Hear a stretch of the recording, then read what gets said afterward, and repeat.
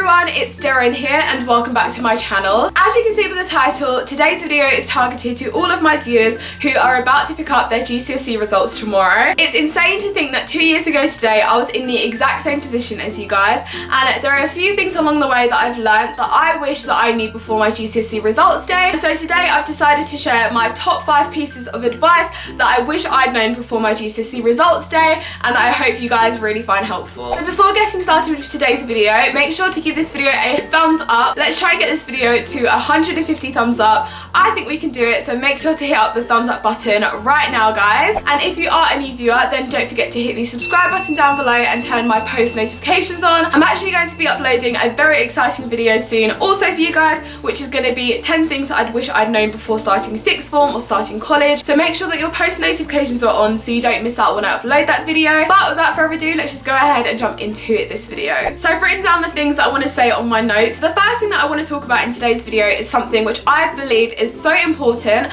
but doesn't really ever get addressed properly, and that is that your GCSE results do not determine how well or how badly you're going to do at A-level. Believe me when I say this, guys.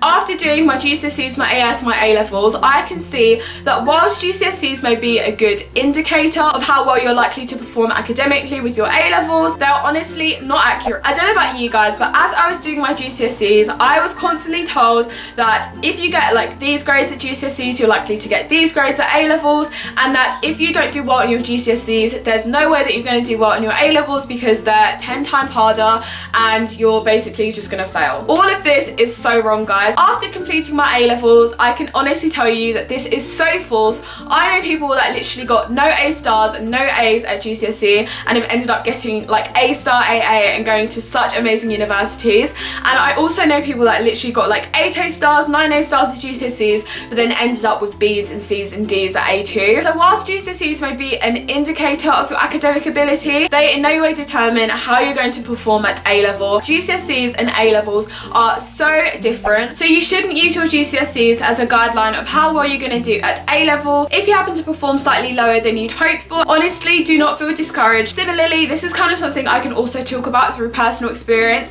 If you've done really well at your GCSEs, a massive well done to you, but don't let your results convince you into thinking that you basically have a guaranteed ticket to A's and A stars at A-level. That is not always the case. One thing that I really want to stress about A-levels is that it's a lot of hard work. I crammed for my GCSEs. I never really put in hard work consistently, but with my AS results, I got 2 A's and a C, and that C grade came about as me thinking, well, you know what, I got an A star in biology, I got 100%, so obviously I'm not going to have to put in that much work for it. But like I said, GCSEs and A-levels, completely different. I honestly recommend going into sixth form or college with a completely different mindset and just try your hardest regardless of what you got at GCSEs, because that is what's going to pay off in the end. Your GCSEs literally are so irrelevant once you start your A-levels, so you need to just make sure that you're putting in work and getting those grades. My second tip for GCSE results day is actually something that I do every results day, and that is to look up your grade boundaries before picking up your results. The reason I say this is because when you get your GCSEs, whilst you'll have your like 9, 10 or 11 subjects that you've taken, underneath your grades you're going to have the breakdown of each paper that you took, and so it's really good to have your grade boundaries just stored on your phone so that when you get your results you can compare your marks to the grade boundaries and find out if you're close to the next grade. I just think it's so helpful to have your grade boundaries on your phone so that if you happen to get like a B, for example, and you hoped for an A, and then you actually realise that you were only 1 mark off an A, then not only will that reassure you, but it also means that you can send off your remarks a lot faster, which means that you can get your results back faster rather than just getting your results and then realising a couple of weeks when it's too late that you are actually a few marks off the next grade boundary. So I feel like it's definitely a top tip which I recommend for every results day, and by the time I've uploaded this I think examples would have actually published their grade boundaries, so make sure to check out the description box down below. I'll have it linked down below for you guys so that you can check it out. Moving on to tip number 3 for GCSE results day. This is definitely a piece of advice that you want to remember for future results day, and that is to not be that person who goes up to everyone asking what they got.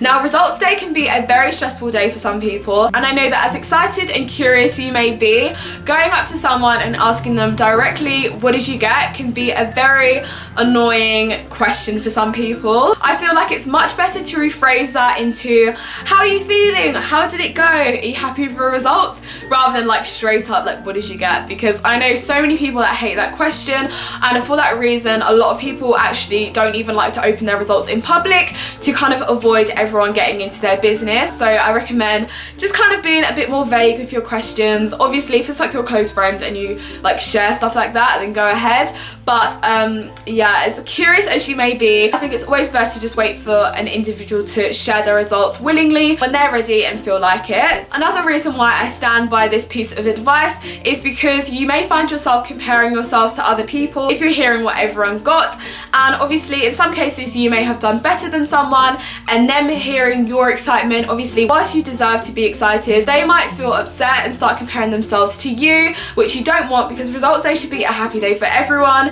And likewise, you may have done worse than other people, and then when you hear their results you might think, oh my gosh, I've got such rubbish grades, when that's not the case at all. And so this leads me on to tip number 4, which is that everyone has their own journey and their own path of where they want to be in life. If you know from the bottom of your heart that you've worked your hardest and those are the grades that you've got, then you should feel so proud of yourself regardless of what anyone else got. I found that when it was my GCSE results day, I was hearing that people got 10 A stars, 11 A stars, and I was like, oh my gosh, wow, like why aren't I as smart as that? I'm clearly not as smart as I thought I was, etc, etc, etc. But you can't compare yourself to other people, guys. This is just a general life lesson. Comparing yourself to others is detrimental for your own personal growth, your mental health, your personal development. Everyone is an individual and everyone has their own path and where they want to be in life. I crammed for my GCSEs. I had no idea what I wanted to do in life, and I was comparing myself to some people that literally from like the age of 12 knew that they wanted to be doctors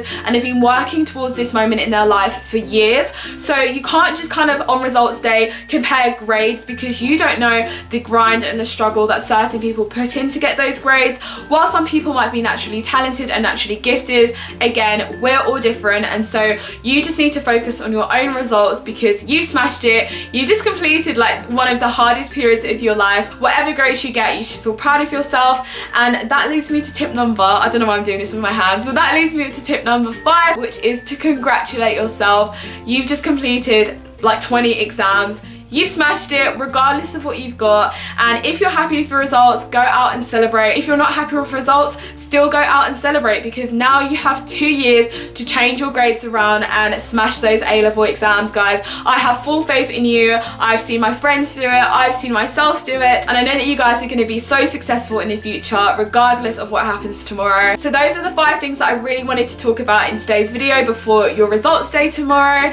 I really hope you guys found this video helpful, and once again I just wanted to say I'm so proud of each and every one of you. It's insane how many people have messaged me prior to results day, prior to their exams, telling me how much I've helped them with my study videos and my BBC bite-sized videos with Jack. So I honestly feel like a proud mum right now, because I've been with you guys throughout your entire journey, and I just wish you guys all the very best. Best of luck for tomorrow, guys. I love you all so much, and make sure to check out the grade boundaries in the description box down below.